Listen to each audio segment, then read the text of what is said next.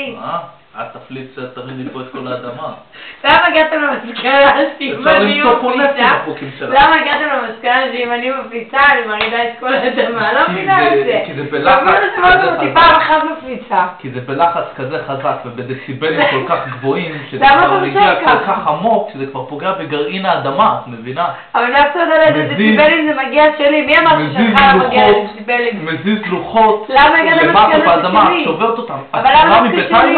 בטח עשיתי אבל למה דווקא שלי? גרם לצונאמי. אבל למה דווקא שלי? כי תסתכלי, מה אני יכול לעשות? את הוכחת את עצמך. כי אני שמנה? לא, כי יש לך פוקים, פלוצים, נודות. אבל עוד לא שמעת את זה. אבל עוד לא שמעת. למה? היה את הצונאמי בתאילנד, היה את אבל מי אמר שהפוקים שלי הם הכי חזקים? יכול להיות שהם לא הכי חזקים, אבל בבית הזה הם כן. גם באירלנד. הם הכי משפיעים, זה מה שבטוח. מה אתה מצלם עכשיו? מה זה קשור? את יודעת שאני מצלם, בגלל זה היית כזאת מזויפת. תכלס. וזה זה השכל. תכלס. גם אני הייתי קצת מזויף, אבל אני מודה. תמיד אתה מזויף קושי.